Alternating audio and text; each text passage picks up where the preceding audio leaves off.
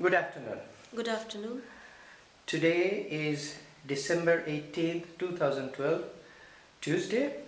I'm speaking with Syeda Zakia Hassan of England, but I'm doing this interview in Delhi. Mrs. Hassan, what's your home, Desh? I come from Murshidabad in West Bengal. In India? In India, but I was born and brought up in Kolkata. Kolkata.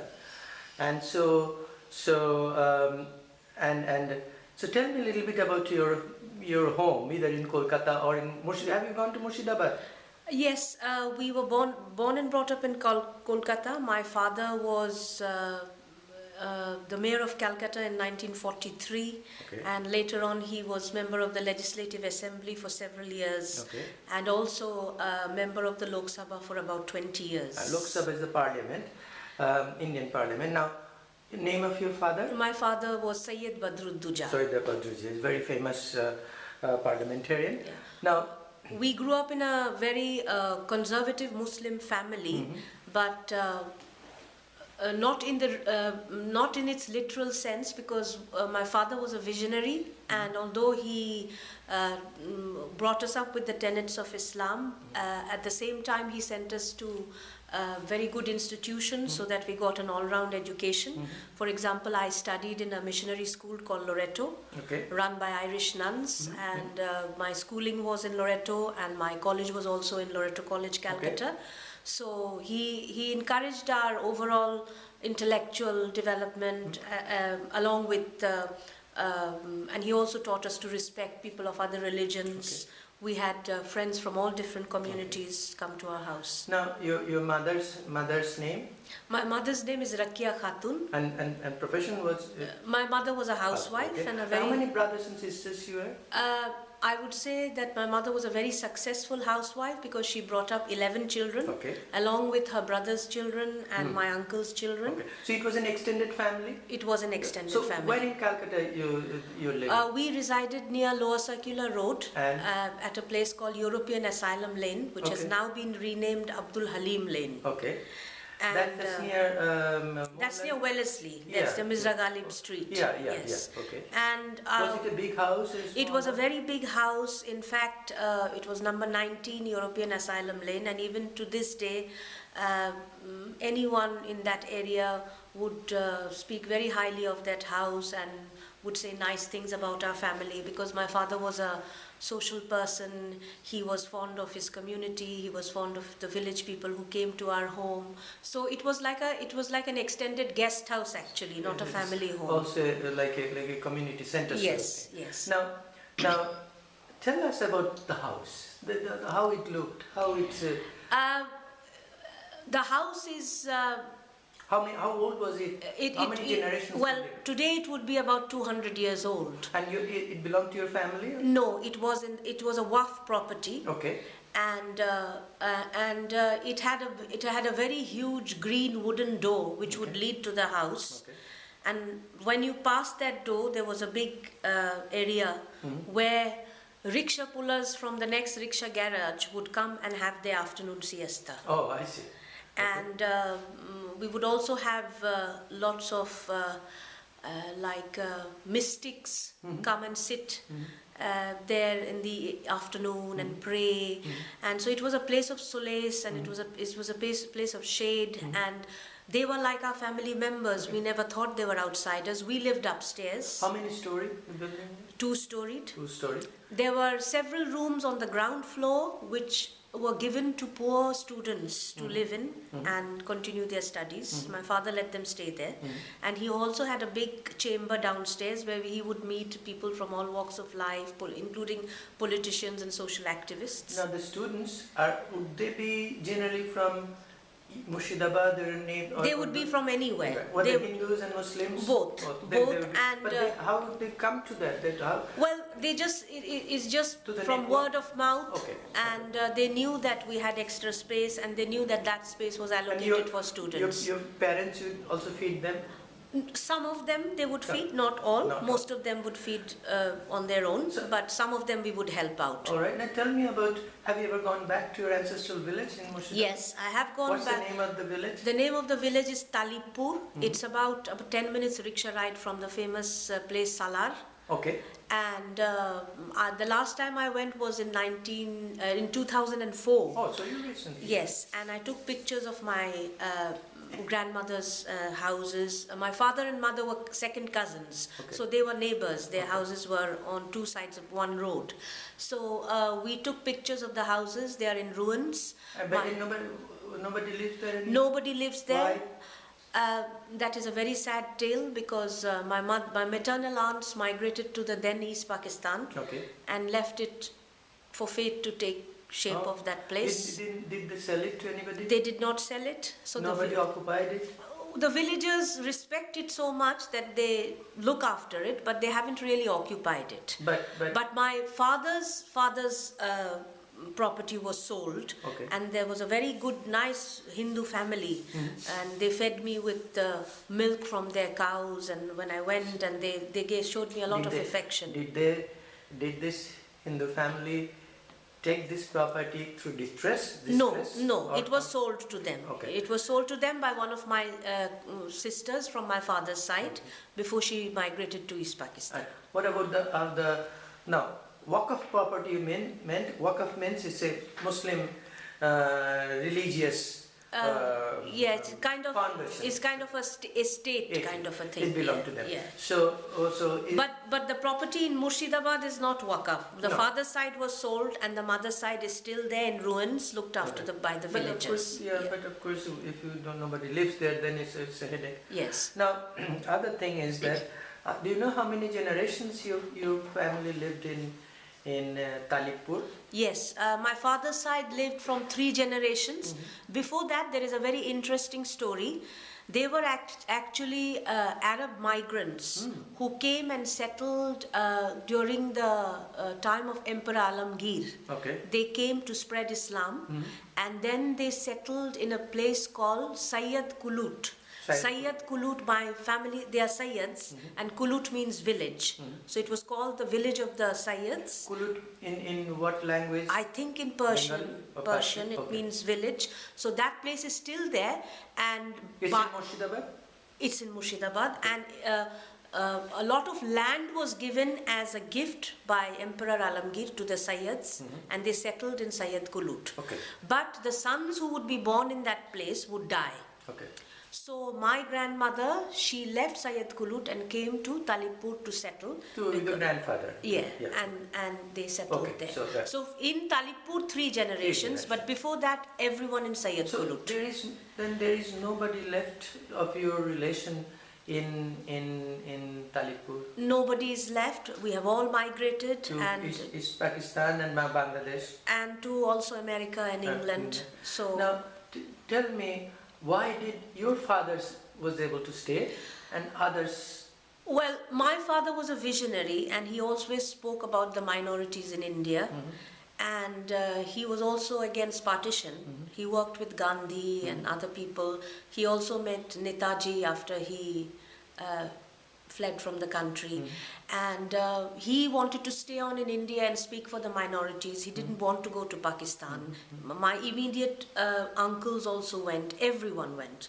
He was also offered very high posts in the Pakistan cabinet. He refused. He decided to stay in India and do what he was doing for the people. They went to Pakistan. Were there attacks on the family? You know?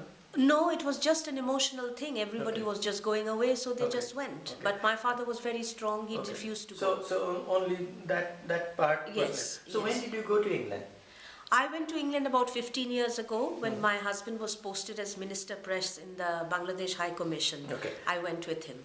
So when did you then move to East Pakistan / Bangladesh? I moved to Bangladesh in 1981 when my mother passed away. Okay. Again, the element of conservatism. I was the youngest daughter and I was unmarried, so I was asked not to stay by myself in Calcutta. That was the only reason I had to go. So where did you go? I went to Dhaka and I lived with a sister Sister. for a year and a half, and then I was married to Syed Badrul Hasan. Okay.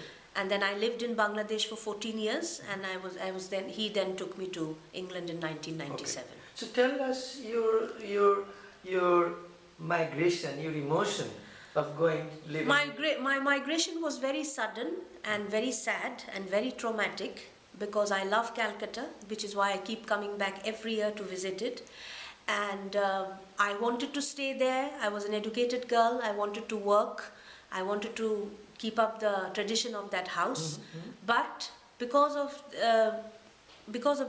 as I mentioned, because of the conservative nature of my family, I was not allowed to stay there because I was unmarried, and I had to pack up my bags and books and memories in 2 suitcases and move to Dhaka within 40 days of my mother's marriage, which was very, very emotional, very traumatic, and to this day I regret.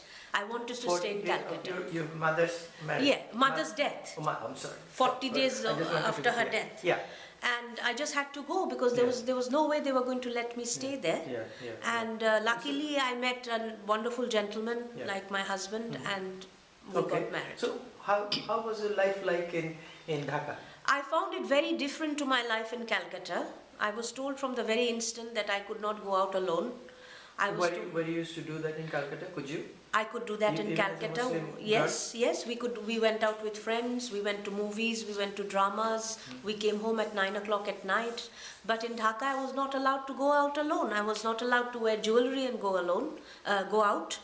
And there were certain restrictions which was very new to me.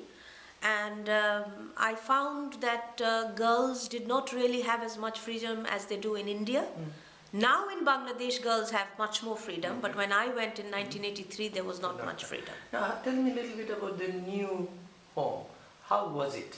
Like the old one you mentioned, how was it? In Dhaka, we had a very modest flat with 2 bedrooms and a nice lounge. And I started working in a school where I became vice principal. It is called Scholastica. It is now one of the biggest schools in Dhaka, biggest private schools in Dhaka, and I worked there for 5 years. I enjoyed myself very much.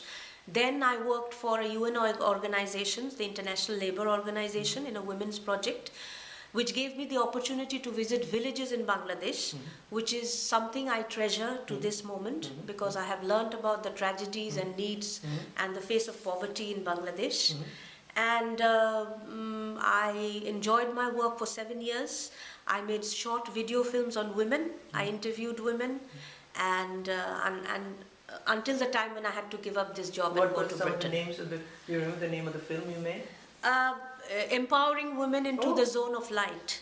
That was good. one film I made for ILO, and it was all about how we went to the villages, gave training to women, formed groups, gave them technologies, made them self-sufficient. So it was something I really enjoyed. What about your other brothers and sisters? I had 4 brothers. One of them was a barrister in England. He passed away 2 years ago. He was also awarded an MBE by the Queen for the work he did for the minorities in London. I have 3 other brothers, 2 in America and 1 in Bangladesh. Okay. And of my sisters, we were 7 girls. 4 have passed away, and just 3 of us are living now. 2 of them incidentally joined politics in Bangladesh, and both of them were members of parliament. One from the Bangladesh Nationalist Party, and the other one was from the President Ershad's party. And she was also a minister for women's affairs at one point. She is now very old and frail, and the other sister has passed away. All right. Have you ever thought, like, in this is a very difficult question, but nevertheless, that the minority question, you being a minority in West Bengal, you finally went to Bangladesh. Why, for example, minority, same Bengalis, both sides, in Bangladesh, Hindus are minority, Muslims are majority, but the minority is in Bangladesh have declined severely, which was 1/3, it has come down to less than 10%. In case of West Bengal, though, Muslims stay generally. Very educated elites, some of them have moved, otherwise it was 18%, now it has gone up to 26%. Why is this contradiction? I'm not quite sure. Perhaps because the minorities don't get enough recognition for what they are doing, Okay. and adequate support from the state governments, from central governments, and also because they also don't get adequate support in any entrepreneurship that they are doing, or perhaps communal harmony in its true sense does not exist. Although it exists, it's in a far better platform than it used to be. But I think more needs to be done for the minorities. So, you held Indian citizenship, of course. Did you when you went to Bangladesh, did you become Bangladeshi citizen? I had to become Bangladeshi because I was working, Okay. so I had to No, give up. I'm asking, and then you become, are you British citizen? I'm British, I've got dual nationality now. Okay. Yeah. So when people say, what's your desh, or what's your nationality, what do you say? I still say Indian. Okay. I still say Indian Fine, because I was fine, born fine. here, although I have two different No, passports. absolutely, absolutely. But when I have to fill up a form, then I have to write. I can't write Indian because I don't have my citizenship anymore. No, but place of birth probably you write Yes, Indian. yes, Okay. yes. Yeah. I'm almost coming to the end. Do you go back? Oh, you mentioned it. I have a question I'm asking. Do you go back to visit your Calcutta? I do go back whenever possible. I visit my school, my college, my home, my parents' graves, and I also plan to go back to Murshidabad to see the ruins of my ancestral houses whenever I can. And what kinds of emotional? Well, it is too emotional even to be able to explain. I can't explain how emotional it is because every shop that I've been to, every corner where I've had friends, I try to find out those places.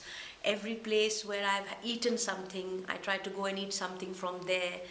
And everything smells, everything is fragrant of my past days. And even the soil in my parents' grave seemed to remind me of the day when my father was buried and when thousands of people with candles went to the graveyard to pay his last respects. Is his grave? He's buried in Calcutta in Gobra. Gobra. Yes. Mother? Yes. Same place. Same place. Yes. No, that's of course very Do you know you lived in your Calcutta in that neighborhood? Where did you face violence? Did you face? We didn't face violence, but we heard of violence in the 1963 riots. I was a very little girl in school, but I remember my father ringing up different police stations throughout the night to 64 send probably. 64 to send protection to Muslim areas, and the hall which was there downstairs, which kept students. A lot of people came there to take refuge. And but we didn't face any violence, but we heard of violence all around You us. didn't see anybody being killed? Or No, injured? I haven't seen anybody being killed. I'm almost to the end. Is there anything? Do you think Hindus and Muslims can live together in the context of Bengal? I think Hindus and Muslims can live together, but because both the communities have a lot to offer, and given the right kind of awareness and support, I think India can become a far more happier and what about Bangladesh? Bangladesh as well. Yeah. The Hindus in Bangladesh are very friendly, very tolerant, and the government is secular, and therefore I think both communities can bring much more joy to the community than there is at the moment. Very good. Is there anything else you'd like to add that I didn't ask? No, you've asked me everything, and it's been a pleasure talking to you. Thank you. Thank you very much.